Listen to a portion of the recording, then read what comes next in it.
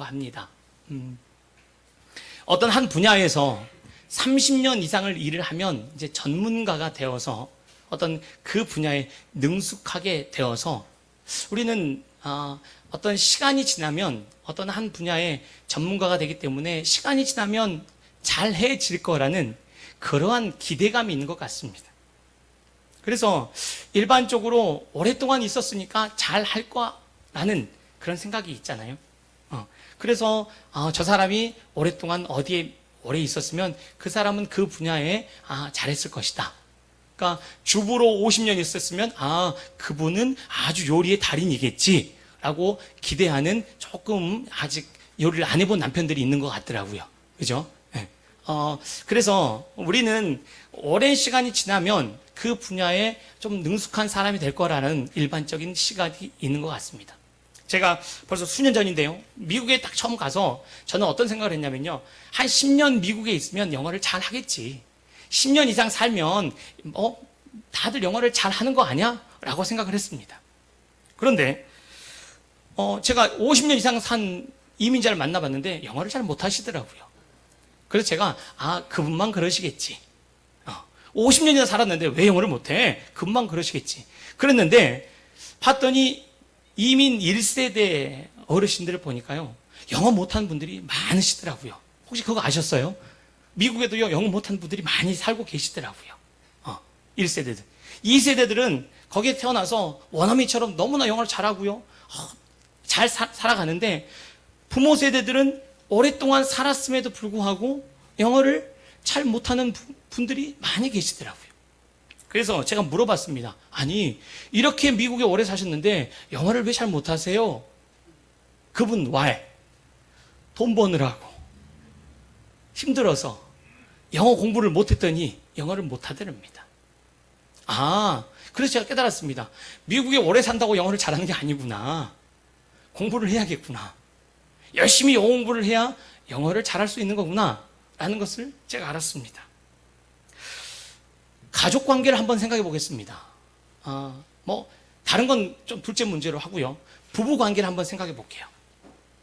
부부가 30년 살았으면 이제 알 것 모를 것 어느 정도 아니까 거의 한 몸으로 너무나 잘 알지 않겠습니까? 그래서 하면 착착착, 그죠? 싸울 일이 없잖아요. 부부의 서로 간에서는 다른 사람 몰라도요, 그죠? 부부만큼은 아주 달인이 되어 가야 맞지 않습니까? 그러면 50년 산 부부는 30년에 비하면 완전히 거긴 한 몸으로, 그죠? 머리부터 발까지 하나가 되어야 맞지 않겠습니까? 그런데 아마 제가 우리 장로님이나 권사님께 여쭤보면 저한테 물어보지 마세요. 아마 손 사래를 치시리라 생각합니다. 네. 아마 다들 공감하실 거예요. 아이고, 살아보면요 20년 살면 더 힘들고 30년 더 모르겠고 예. 벌써 웃으시는 분들은 그렇다는 얘기예요. 그렇지 않습니까? 아니, 오래 살면 살수록 시간이 지나면 더 잘 알아지고 능숙해져야 되는 것 같은데 막상 삶의 모습 보니까 그러지가 않는 모습들이 보이더라는 겁니다. 그러면 왜 이렇게 부부 사이가 별로 안 좋으세요? 이렇게 오래 사셨는데 그러면 아마 이렇게 대답하실 겁니다. 돈 버느라고, 애들 챙기고, 그죠? 사느라고 이 사람이 뭘 좋아하는지, 어떻게 함께해야 잘 사는지, 어떻게 함께하는지 공부를 안 해서 정작 하나가 되고 더 능숙해야 될 전문가가 돼야 될 부부 관계 속에서 초보로 남는 부부들이 많이 있더라는 겁니다.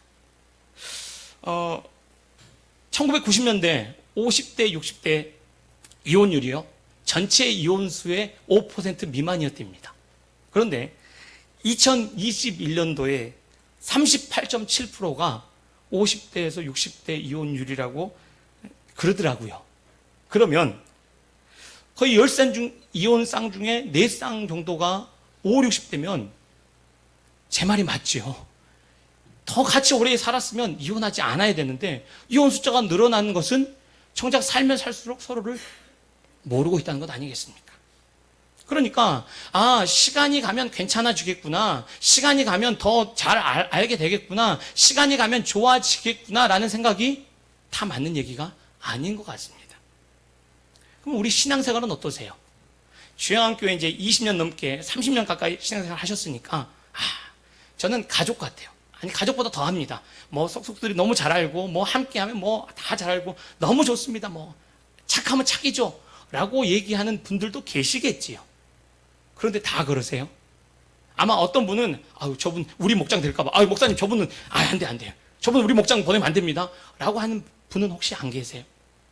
30년을 됐으면, 20년을 됐으면, 능숙해져서 다 함께 하고 잘 알 것 같은데, 막상 우리의 삶의 모습을 보면, 그렇지 않은 부분들이 보이더라는 겁니다. 그러면, 시간이 간다고 다 해결되고, 시간이 간다고 다 괜찮아지고, 능숙하게 되는 것은 아니라는 생각을 해봅니다.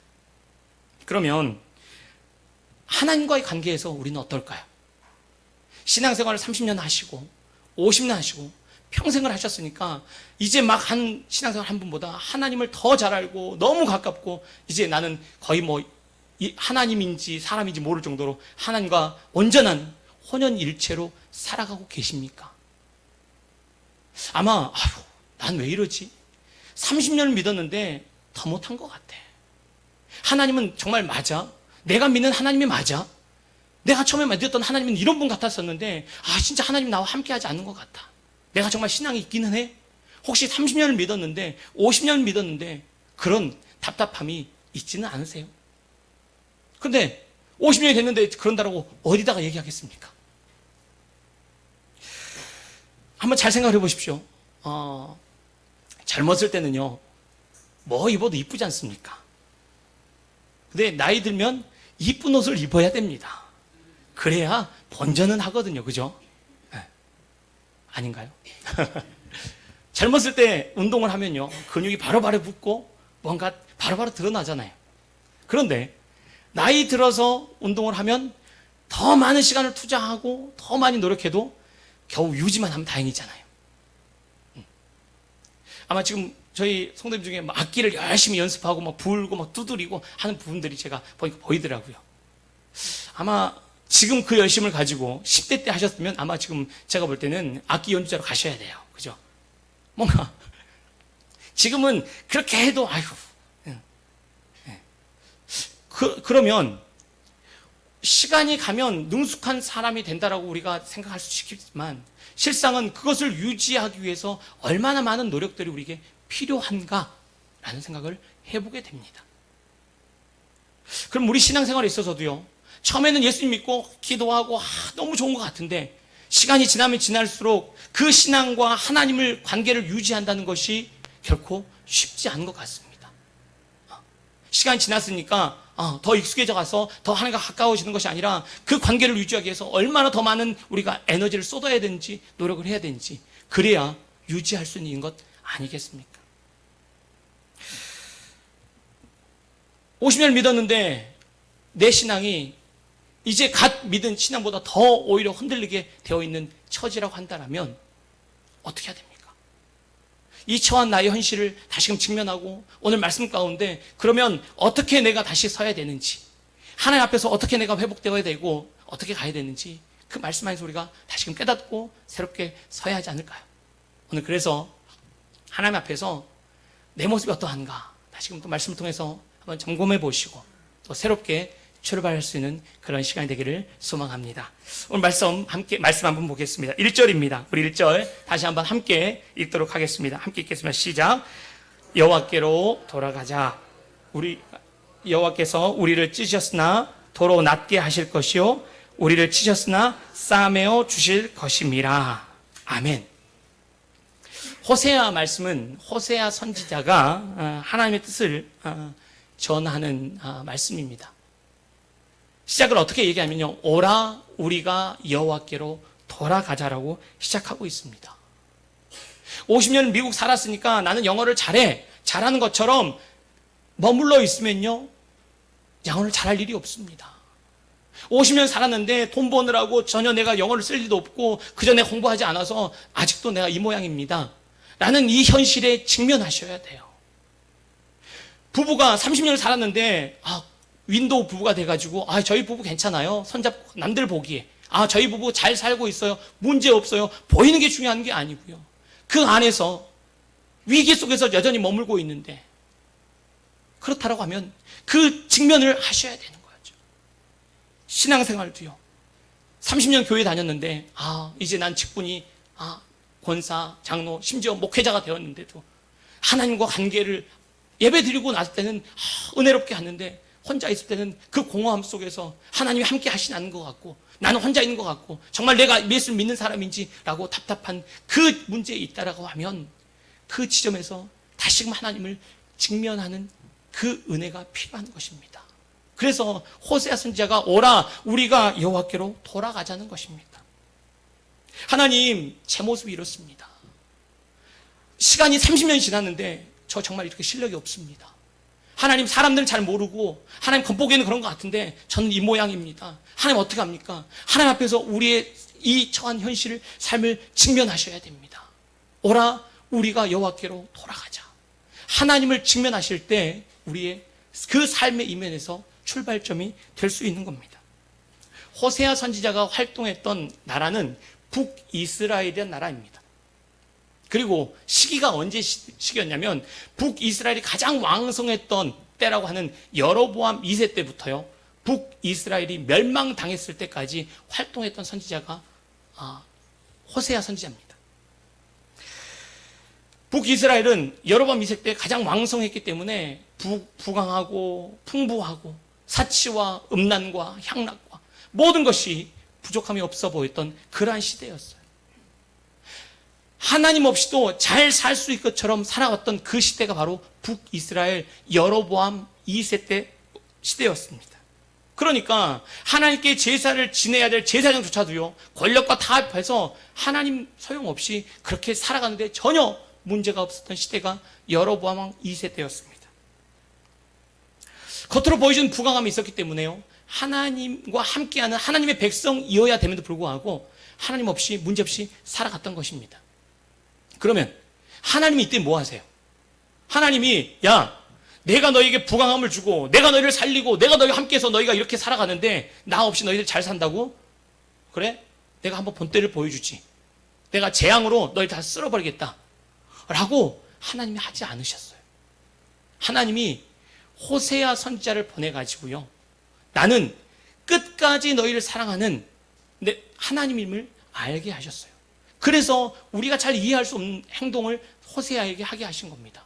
그 행동이 뭡니까? 고멜이라는 창녀와 결혼하게 하세요. 아니 하나님 어떻게 선지자가 창녀랑 결혼합니까? 그게 말이 됩니까? 하나님께서는 이스라엘 백성들에게 이스라엘 모습들이 창녀 같은 모습임을 보여주시고 여전히 그 창녀를 끝까지 사랑해야 되는 호세아 선지자를 자신의 모습을 통하여서 보여주고 계셨던 것입니다. 그래서 호세아는 이스라엘 백성들에게 하나님의 사랑이 이토록 끊임없기 때문에 하나님 앞에 돌아와야 된다라고 하나님의 뜻 가운데 우리가 나가야 된다라고 외치고 있습니다. 여러분들이 잘 살고 부유하고 괜찮은 것처럼 괜찮은 것이 아니라 하나님의 사랑이 이렇게 붙잡고 있기 때문에 창녀 같은 여러분들이지만 하나님이 붙잡고 계시기 때문에 여러분은 어떻게 한다고요? 여호와께로 돌아오라고 외치고 있습니다. 그래서 너희가 어떠한 모습인지 봐야 된다라고 이렇게 외치고 있습니다. 요즘 저는 하나님께서 저를 착각 속에서 깨어나게 해주고 계십니다. 제가 큰 착각 속에 있었던 것을 올해 제가 많이 느끼고 있는데요. 저는 중2병은 저희 집하고는 상관없는 줄 알았거든요.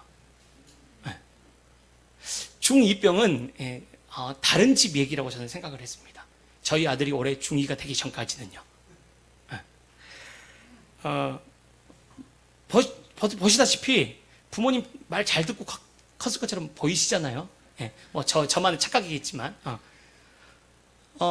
저는 청소년기 때 부모님과 떨어져 살았거든요. 부모님이 시골에서 해남에서 목회하시느라고 시골로 가셨고 저는 부모님과 떨어져서 이제 광주에서 떨어져서 생활을 했어요. 그래서 저는 부모님과 이렇게 실갱이하고 반항하고 하는 것들을 못 해봤거든요. 그러니까 저는 어떻게 해요? 착한 아들이었어요. 부모님이 전화하면 어머니 걱정 마세요. 오늘 또 말씀 보고 오늘 또 기도하고 뭐 확인하시나요? 모르죠. 그죠? 거짓말만 늘었습니다.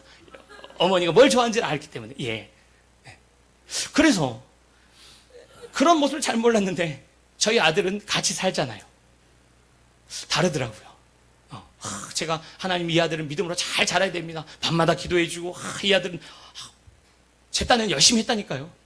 근데 중2가 되니까 저희 아들도 병에 걸리더라고요. 안 가르쳐줬는데 이런 말을 어디서 배웠지? 너 왜 이런 말을 해? 뭐 이렇게 요즘에 키도 많이 커가지고 저보다 더 크려고 하더라고. 이제 막 그래서 이게 처음에는 이제 참고 저를 막 흔들어내기 시작해서 집에서 소리치기 시작하고 급기야 혼을 내고 막 매를 때리기까지 저를 요동케 하더라고요. 한번 걸어놓고 이제 저녁에 한번 때려놨으니 자고 있는 모습 보니까 몸에 멍도 든 것 같고 제 마음도 아프고 멍 연고를 들고 가서 멍든 눈을 발라주면서 주여. 하나님이 저에게 착각 속에서 깨워주게 하시는 게 뭐냐면요, 저는 착하게 잘 자랐고 저는 문제가 없어서 아무런 어려움이 없을 거라고 생각했던 것이, 제가 방금 언급했듯이 저는 청소년기에 부모와 함께 하지 않았잖아요. 그래서 부모에게 반항하거나 부모에게 제 나름의 표현을 할 줄 몰랐고 부모가 어떻게 저에게 하는 것을 저는 알지 못했던 거예요. 그러니까 제가 제 아들을 보면서 아들이 지금 잘못한 게 아니라 내가 아들로서 부모님과 호흡하고 함께하고 훈련이 덜 돼서 아들이 이렇게 했을 때 아들에게 어떻게 대해야 될지 내가 몰랐구나.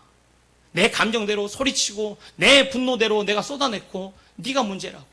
나는 안 그러는데 너는 왜 그러냐고 윽박지르고 목사들이 그러면 되겠냐고 제가 이 아들에게 오히려 얼마나 힘들게 하고 있는가, 그 모습이 저에게 깨닫게 하더라고요. 그래서 하나님, 이 중2병 걸린 아들을 어떻게 합니까? 라고 기도하던 저를 하나님께서 바꿔주셔서 멍연고 발라주다가 제가 하나님 펑펑 울면서 하나님 제가 잘못했습니다. 제가 이 아빠로서의 모습을 경험하지 못해서 어떻게 청소년기 아들을 어떻게 대해야 되는지, 어떻게 함께 해야 되는지, 어떻게 그 마음을 한지 몰라서 제가 제 식대로 하다 보니 하나님 이 아이를 마음 아프게 했습니다. 제가 잘못했습니다 하고 저를 하나님 앞에 회개하게 하시더라고요. 그러면서 제가 제 착각 속에 있던, 나는 착하게 잘 자라왔는데 너는 왜 그러냐라고 얘기했던 제 시각들을 하나님께서 완전히 바꾸어 주시더라고요. 하나님 앞에서요, 하나님 앞에 나아가서 하나님 앞에 우리의 모습을 직면하셔야 돼요. 그렇게 전까지는 하나님을 아는 게 아니고요, 내가 원하는 그 하나님의 상으로 우리는 그려내고 있습니다. 내 모습이 어떠한지 하나님 앞에서, 하나님 저 믿음으로 기도했잖아요, 하나님 저 교회 봉사 많이 했잖아요, 30년을 헌신했잖아요. 그러면 하나님 이렇게 해줘야 되는 거 아닌가요? 하나님 저 남보다 더 열심히 노력했잖아요. 그러면 하나님 저에게 이런 힘을 주셔야 하잖아요. 왜 제 삶에 이런 어려움이 생기나요? 라고 원망이 되지 않겠습니까?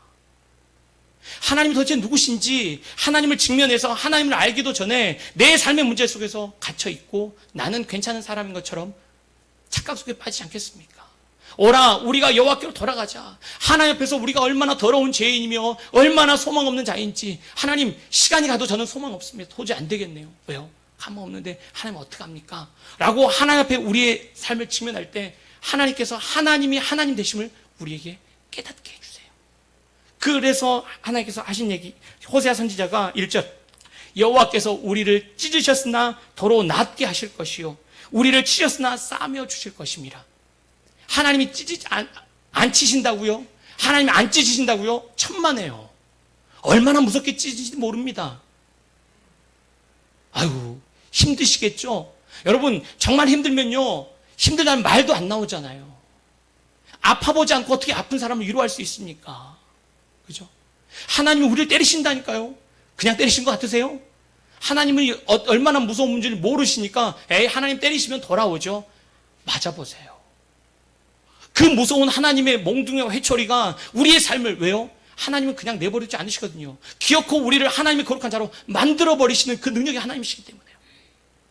그래서요, 하나님 앞에 우리를 직면하게 되면, 여호와께로 돌아가면 하나님을 직면하게 되는데요, 그 하나님 어떤 하나님이요? 우리를 때리시는 분이세요. 치시는 분이세요. 찢으시는 분이세요. 그런데 거기서 끝이세요? 그래, 너 엉망진창이지. 너 틀렸어. 끝이야. 그게 아니고요. 멍연고 들고 와서 발라주면서 나 끝까지 사랑한다. 내가 너 사랑해서 그런 거야. 나 끝까지 널 버리지 않아. 치셨으나 싸매어 주신 하나님, 찢으셨으나 우리를 고치시고 함께 해주신 그 하나님을 경험하게 될 겁니다. 그래서 지금 우리가 하나님을 알기 원합니다 라고 하면 우리가 하나님께 돌아가셔야 돼요. 그리고 하나님께 나가서 우리의 삶을 직면할 때 하나님께서 이 소망 없는 나를 어떻게 하셨는가, 하나님 감사합니다. 몇 대를 주셔서 감사합니다. 맞아요. 저는 맞아야 쌉니다. 하나님, 그런데 그 하나님이 저를 싸매어 주실 거잖아요. 하나님이 저를 심하게 매질하지만 그 하나님이 저를 고쳐주실 거잖아요. 하나님 감사합니다라고 우리는 고백할 수밖에 없을 것입니다. 하나님이 기분 좋게 때리실까요? 자녀를 때리는데 아유 기분 좋아, 아유 기분 좋아 때리시는 부모님 있으셨나요?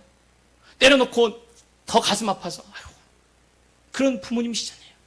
우리 하나님께서 우리를 하나님의 자녀 만들어 가시기 위해서 우리를 때리시고 싸매어 주시고 찢으시고 다시 꿰매서 하나님 일을 하게 하시는 분이 우리 하나님이십니다.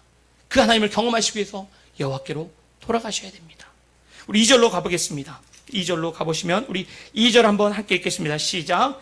여호와께서 이틀 후에 우리를 살리시며 셋째 날에 우리를 일으키시리니 우리가 그의 앞에 산니라. 아멘. 신앙생활을 하다 보면요, 우리가 원하는 시간과 하나님의 시간이 일치하지 않는다는 것을 종종 경험하게 됩니다. 특별히 고난의 문제에서는 더 그런 것 같습니다. 고난 가운데 내가 있어요. 그러면 우리는 어떻습니까? 하나님 보고 계세요? 얼마나 아픈지 아세요? 하나님 듣고 계세요? 하나님, 제가 하나님을 직면하려고 하나님께 나와왔잖아요. 여호와께 돌아왔습니다. 그리고 하나님 몇 때리시는 것? 예, 좋아요. 하나님 인정합니다. 그러면 하나님 싸매어 주신다고 했잖아요. 찢으셨지만 하나님 꿰매어 주시고 고쳐주신다고 했잖아요. 그런데 왜 제 삶은 이렇습니까? 왜요? 왜 하나님 저는 안 고쳐주시나요? 왜 안 꿰매어 주세요? 하나님 그거 아니잖아요 라는 반문이 나올 수밖에 없지 않겠습니까? 하나님께서 분명히 때리시지만 고쳐주시고 싸매어 준다고 하는데 정작 고난 가운데 내 삶의 변함없는 삶의 현실을 직면하게 되면 그 하나님은 야속하기만 합니다. 그 하나님은 믿어지지가 않으실 겁니다. 마가복음 7장에 가보면요, 마가복음 7장 수로보니게 여인이라는 이방 여인, 가나안 여인이 등장을 합니다. 가나안 여인이 자기 딸이 귀신 들려가지고요, 예수님 고쳐준다는 소식을 듣고 예수님을 만나기 위해서 열심히 쫓아옵니다. 그리고 예수님을 만나요.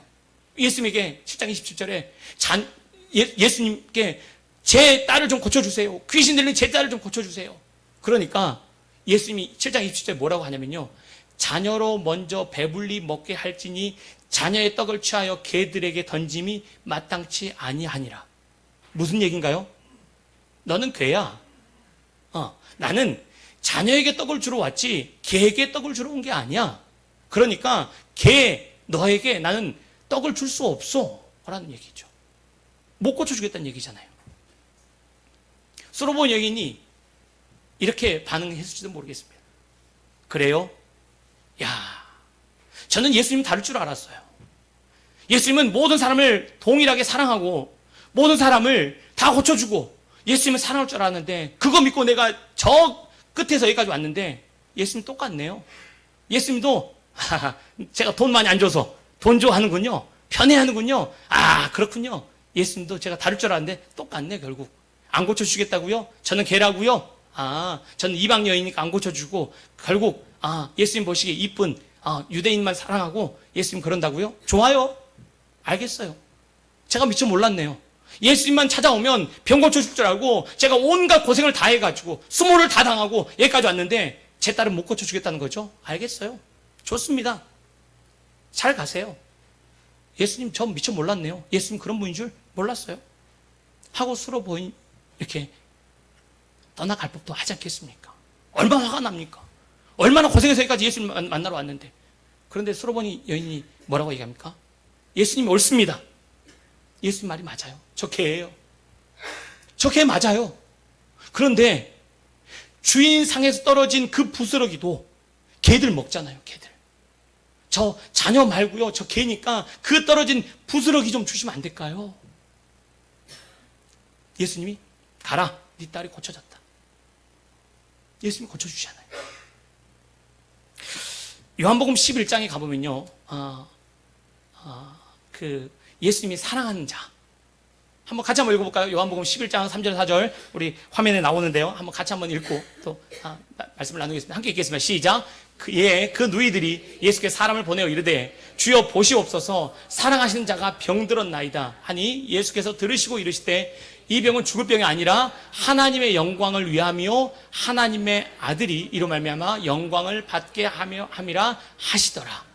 그러니까 무슨 얘기냐면 예수님이 사랑하는 마리아와 마르다 오빠 나사로가 병이 들었어요.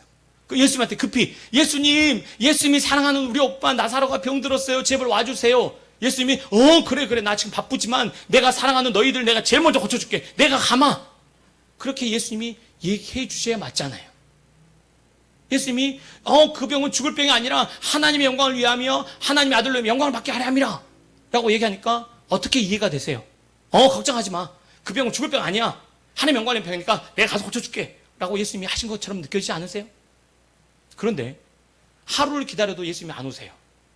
그렇지. 예수님 바쁘시니까. 먼 거리 예수님 얼마나 많은 사람 고치셔. 예수님 바쁘시니까 여기까지 오기 힘드시겠지. 그래. 이해하지. 언니 조금만 참아. 오빠 아프지만 예수님이 오실 거야. 예수님 오실 거야. 예수님이 우리 얼마나 사랑하시잖아. 예수님 오실 거야. 언니 조금만 참자. 그래. 오빠 조금만 참아. 예수님 오실 거야. 근데 그날 저녁에 예수님 안 오셨는데 그 둘째 날 나사로가 죽었어요. 뭐라고 할까요? 언니 예수님한테 오지 말라고 해. 뭐야? 우리 관계가 이거밖에 안 됐어? 사랑하신다면서. 우리가 얼마나 예수님을 섬겼는데. 아니 다른 아무리 바쁜 일이 있어도 우리 먼저 왔어야지. 예수님 뭐야? 예수님 너무하네. 언니 이제 우리 예수님 다시는 쳐다보지 말자. 우리 예수님하고 인연 끊어. 정말 너무하네. 아니 우리가 바쁘다고 오빠 아프다고 예수님 아무리 바빠도 우리 오빠는 사랑하시니까 먼저 예수님 살려주셔야 되는데 고쳐주셔야 되는데 안 오면 어떡해. 예수님 만나지 말자. 예수님 끊어. 그러지 않겠습니까?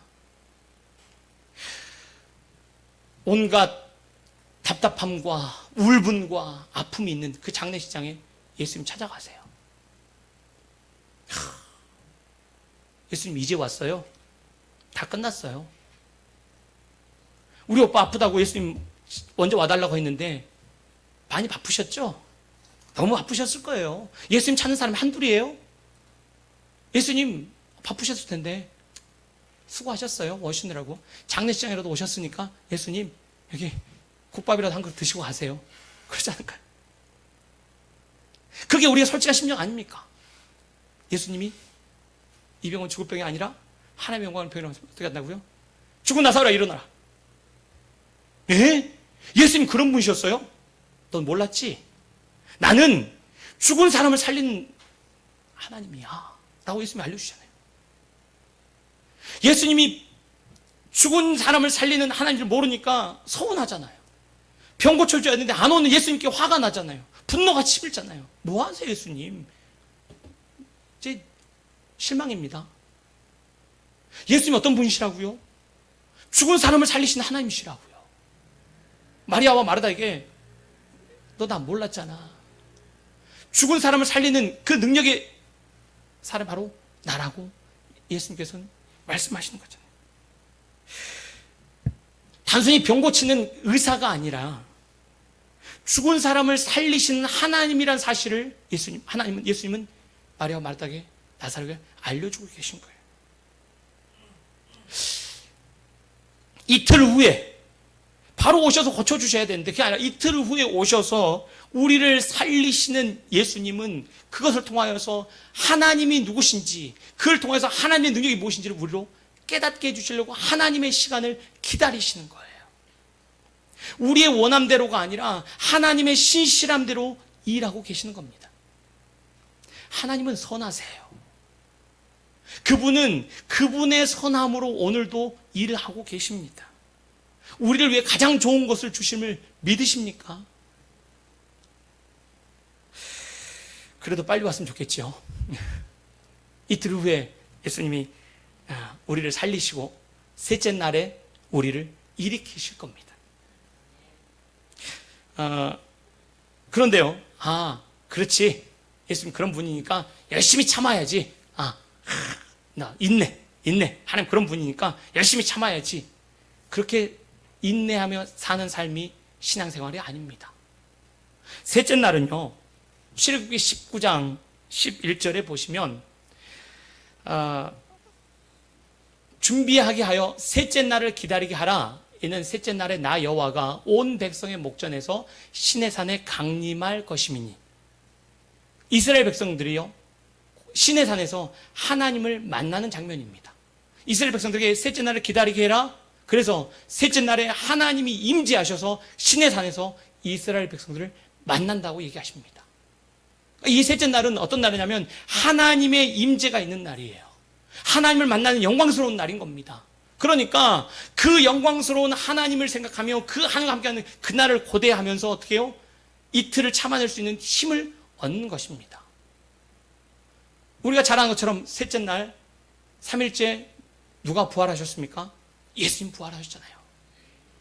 예수님 부활하셔서 사망 권세 이기시고 부활의 첫 열매가 되셔서 우리로 부활의 증거가 되시고 우리도 부활의 소망을 주셨잖아요.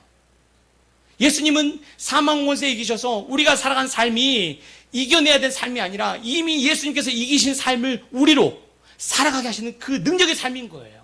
그러니까 우리가 걸어가는 삶은 열심히 인내하고 참아내야 하는 삶이 아니라 하나님께서 이미 승리하시고 이기신 삶을 우리로 허락하시는 승리의 삶을 걷는 영광스러운 삶이 되어야 되는 것입니다. 그래서 진짜 우리가 하나님을 더욱더 알아가다 보면 우리의 삶은 예수 믿고 천국 때문에 어쩔 수 없이 신앙생활해야 되는 삶이 아니고요. 하나님을 알면 알수록 그 영광의 순간, 하나님을 만날 순간을 고대하며 믿음으로 이 길을 걸어갈 수 있는 영광스러운 삶의 여정이 되는 것입니다. 그래서 결론적으로 호세아가 이렇게 3절에 선포합니다. 3절 말씀 함께 보겠습니다. 시작. 그러므로 우리가 여호와를 알자. 힘써 여호와를 알자. 그의 나타나심은 새벽빛같이 어김없나니 비와 같이 땅을 적시는 늦은 비와 같이 우리에게 임하시리라 하니라. 아멘.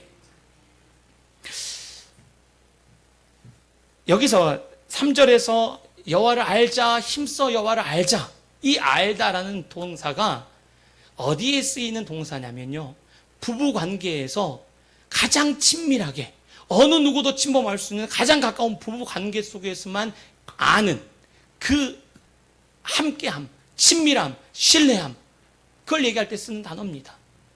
그러면 여호와께 돌아가서 하나님이 어떤 분이신 줄 알고 또 알아가고, 그런데 더 힘써 알란 얘기는 지식적으로 알란 얘기가 아니라 어떤 얘기인가요? 하나님과 함께하며 인격적인 관계를 누리며 온전한 신뢰를 갖고 하나님과 함께하라는 얘기입니다. 이렇게 제가 얘기를 해볼게요. 요즘은 잘 결혼을 안 하려고 하는 세대긴 한데요. 제 표현이지만 정말 사랑하는 사람을 못 만나서 그런 것 같습니다. 네.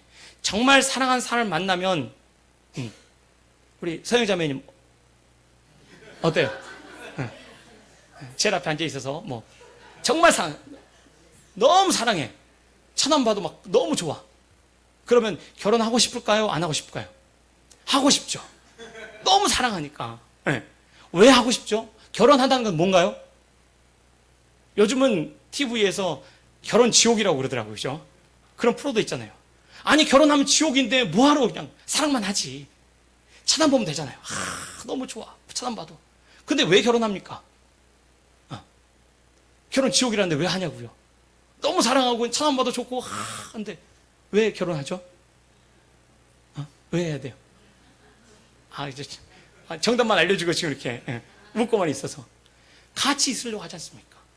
너무 사랑하니까 같이 있으려고, 그러려고 결혼한 거 아니겠습니까? 너무 사랑하지만 1분 1초도 떨어져 있기 싫어서 같이 있고 싶어서 결혼한 거 아니겠어요? 하나님을 알자, 힘써 여호와를 알자라는 얘기는요, 하나님 이런 하나님이니까 알았지가 아니고요, 너 그렇잖아, 나 이렇게 사랑하는데 너도 그래, 우리 영원히 함께 하자, 더 함께 하자, 막 너무 좋아서 같이 그냥 잠잘 때도 같이 있고, 눈 뜰 때도 같이 있고, 회사도 같이 있고. 네. 하나님이 영원히 우리 함께 하자, 하나님의 여호와를 알자, 힘써 여호와를 알자는 건요, 우리가 어떻게요? 계속해서 하나님과 함께 하기를 원한다는 겁니다. 사단은 속임수로 우리를 늘 흔들어 놓습니다. 에이, 그렇게 뭐가 좋아, 그죠? 세상은 결혼 지옥이라고 얘기하는데, 결혼이 지옥인가요? 하나님 주신 천국이잖아요. 정말로 하나님께서 우리의 삶 가운데 하나님과 함께하는 신앙생활이 고통입니까? 신앙생활하면서 하다 보니까 아이고 돈도 써야지, 봉사도 해야지, 힘들어, 아이고 남들이 안 하는 거 다 해야 되지, 참아야지. 아니요. 여호와께 돌아가서 하나님이 누구신지를 알아가면 알아갈수록요, 더 하나님과 함께하고 싶어져서요. 그래서 그 하나님과 영원히 함께하고 싶어집니다. 그 나타나시면요, 어떻게 한다고요? 새벽 빛같이 어김없나니. 무슨 말이냐면, 여러분, 사랑하고 신뢰하는 사람이 있으면요, 그 사람이 옆에 없어도 신뢰가 가기 때문에 걱정하지 않는 겁니다. 근데 신뢰가 안 되면, 저 사람이 지금 안 들어와? 아이고, 또 사고 친 거 아니야? 또 문제 있는 거 아니야? 불안하잖아요. 하나님과 이 신뢰감 속에서 여호와를 힘써 알기 시작하면요, 하나님이 보이지 않아도 하나님 나와 함께함으로 기쁨과 감사가 넘치는 삶이거든요. 하나님이 느껴지지 않아도요, 늘 나와 함께 하신 하나님으로 감사와 기쁨이 넘치는 삶이 되는 것입니다. 그래서 하나님께서 힘써 여호와를 우리가 알게 되면요, 우리는 하나님으로 인하여서 감사와 기쁨이 넘칠 수밖에 없습니다. 그래서 비와 같이 땅을 적시는 늦은 비와 같이 우리에게 임하신다라고 얘기합니다. 이 얘기만 하고 말씀을 정리하겠습니다. 이스라엘이 사람들이 살아가는 가나안 땅, 그죠? 하나님이 주신 약속의 땅 가나안 땅은 아주 척박합니다. 풍요로워서 아주 그냥 잘 되는 땅이 아니고요, 늦은 비가 제때 비가 오지 않으면 농사 다 망하는 땅이에요. 땅이 구멍이 많이 뚫려가지고요, 물도 저장도 잘 안 된 땅이에요. 농사 짓기 힘들고요, 아주. 그래서 어떻게 해요? 하나님 제때 비를 내려주셔야 됩니다. 하나님 아버지, 하나님만 의지하고 살 수 있는 땅이 가나안 땅이라니까요. 좋은 땅은 어딘 줄 아세요? 애굽 땅이에요. 이집트의 가나안 땅, 그 이집트에 그 나일강이 있어서 그 농사 짓기 쉽고 물대기 쉽고 그 땅이 좋은 땅이라니까요. 하나님은 우리에게 복으로 주신 게요, 말년에 편하게 건강하게 잘 살아라 라고 하시는 그 복이 아니라요, 하나님밖에 없이는 못 살 수 있게 만드는 그 삶. 가나안 땅에서 하나님 오늘도 비를 내려주지 않으면 오늘 아무것도 안 됩니다. 하나님 오늘도 하나님 은혜 없이는 살아갈 수 없습니다 라고 오직 하나님과 함께하는 삶이 하나님께서 우리에게 주신 복된 삶입니다. 혹시 남들보다 연약하고 남들보다 노후 준비가 덜 되고 남들보다 부족하여서 하나님 왜 나는 이렇게 복이 없습니까? 라고 얘기하고 계신다면 다시 여호와께로 돌아가셔야 돼요. 하나님, 제 모습이 이런데 하나님께서 어떻게 은혜를 주셨는가를 보셔야 된다니까요. 그래서 우리를 찢으시지만 싸매어 주시고 또 우리를 이틀 뒤에 살리시고 셋째 날에 우리를 일으키시는 그 하나님을 경험하셔야 돼요. 그리고 힘써 여호와를 아는 삶의 모습으로 우리가 나아가셔야 돼요. 말씀 맺겠습니다. 시간이 가면 좋아지겠습니까? 시간이 가면 괜찮아지나요? 아니요. 생각을 해보세요. 30대 미모를 유지하기 위해서 얼마나 많은 수고를 하십니까? 아마 제가 볼 때는 권사님 피부가 너무 좋아 라고 혹시 얘기를 들으시면 내가 피부에 시간을 많이 썼구나. 네. 집사님은 내가 얼마나 수고했는지 모르지. 차마 그 얘기를 못하고, 그죠? 네. 나이가 들면 들수록 시간과 에너지와 노력을 투자해야 하지 않습니까? 너무 부러워 안 하셔도 됩니다. 우리는 하나님으로, 하나님이 주시는 그 만족함, 하나님을 아는 가운데 세상에 주선 평안함으로 인하여서요, 찬송과 기쁨과 감사로 춤을 추시는 은혜가 있으시면 됩니다. 그런데 하나님을 경험하면 경험할수록요, 우리의 삶의 모든 삶이 바뀌어져 갑니다. 신앙이 좋은데 저분은 삶이 좀 그래. 그건 안 맞습니다. 제가 하나님 앞에 기도하면서 긍휼을 구하는 게 뭐냐면요, 정말 믿음이 좋으면 하나님이 모든 것을 좋은 것으로 주심이 맞잖아요. 하나님과 그렇게 관계가 좋은데 하나님이 어찌 좋은 것을 안 주시겠습니까? 그런데 우리는요, 하나님, 제가 잘못해가지고요, 하나님 저 미워서 이런 시시한 남편 주셨잖아요. 하나님, 제가 하나님 말 안 들었다고 하나님 또 이렇게 말 안 듣는 자녀 주셔가지고 너도 고생 좀 해봐라. 하나님 그러잖아요. 그런 째째한 하나님 아니시라니까요. 하나님이 우리에게 제일 좋은 것을 주셨다는데 우리는 인정 못 하잖아요. 정말 우리가 하나님과 함께하며 하나님, 정말 하나님 힘써 여호와를 알고 원합니다. 그러면 여러분 지금 순간이 하나님께서 주신 가장 복된 순간임을 고백하실 수 있겠습니까? 하나님이 내게 주신 아내가 내 삶의 가장 큰 복이며, 하나님 내게 주신 자녀가 가장 큰 내게 보물이며, 하나님 내게 주신 이 연약함과 이 아픔이 하나님 내게 주신 가장 큰 선물이라고 고백하실 수 있겠냐고요. 그러지 않으면서 기도하는 것처럼 저는 믿음의 사람이에요, 하나님 함께 하십니다, 말하지 마세요. 하나님, 제 입은 하나님을 닮은 듯한데 왜 제 삶은 늘 불평 원망 속에서 하나님 저는 더 필요합니까? 제가 일부 때 이렇게 질문 드렸습니다. 하나님이 내가 5가지, 네가 원하는 거 5가지 주겠다. 뭐든지 한번 잘 생각해서 5가지 얘기해봐라. 한번 마음속으로만 생각해 보십시오.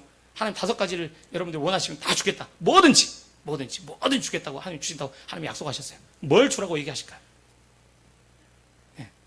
제가 질문을 드려서 죄송한데 우리 임군 제일 뒤에 앉아서 와주셔서 제가 반가운 마음에, 하나님 만약에 5가지 주겠는데 제일 먼저 하나님 이거 주세요. 그럼 제가 한번 신앙생활 열심히 하겠습니다. 뭐 하든 어쨌든 혹시 뭐 얘기하시겠어요? 뭘 달라고 하시겠어요? 건강. 하나님이 더 건강하면 안 될 텐데 그러신 거 아니에요? 제가 잘못 본 거죠? 제가 볼 때 엄청 건강해 보이시는데. 뭐 건강을 잘하실 것 같고. 자, 농담이지만 5가지를, 그러면 아마 5가지 생각해 보시면 5가지로 충분하세요? 아닐걸요? 하나님 6가지 하면 안 될까요? 하나님 세다 보니까 이거 뺄 수 없을 것 같아. 7가지 더 늘어날걸요? 우스갯소리로 어떤 분이 그러셨다고 그러더라고요. 하나님 남편 조건으로 결혼할 때 한 9가지를 꼭 달라고 기도했답니다. 하나님이 꼭 그 9가지를 다 들어주셨대요. 그런데 그 나머지 것을 다 안 주셨대요. 그래서 그죠? 더 있어야 되는데 막. 제가 속으로 그런 째짜한 하나님 아니시라니까요. 우리 하나님 그렇게 째짜게 만들지 마세요. 그렇지 않으세요. 말씀 맺겠습니다. 시간이 가면 좋아지겠습니까? 괜찮으실까요? 혹시 오랜 신앙생활 했는데 하나님과 더 멀어져 있지는 않으십니까? 여호와께로 돌아갑시다. 지셨으나 싸매어 주시는 그 하나님, 그리고 둘째 날에 우리를 살리시고 셋째 날에 우리를 일으키셔서 하나님의 하나님 되심을 우리에게 보여주신 그 하나님의 신실하심과 성실하심과 그 하나님의 능력에, 그 하나님으로 인해서 영원히 함께하고 싶어서 주님 더 알아가고 싶습니다. 하나님과 더 함께하고 싶습니다. 더 힘써서 하나님을 알아가는 삶이 우리의 신앙생활이 삶이 되었으면 좋겠습니다. 그 하나님과 함께 다시 믿음 안에서 한 걸음 한 걸음 찬양하며 나가는 믿음의 복된 삶이 다 되시길 소망합니다. 우리 함께 찬양하고 기도하겠습니다.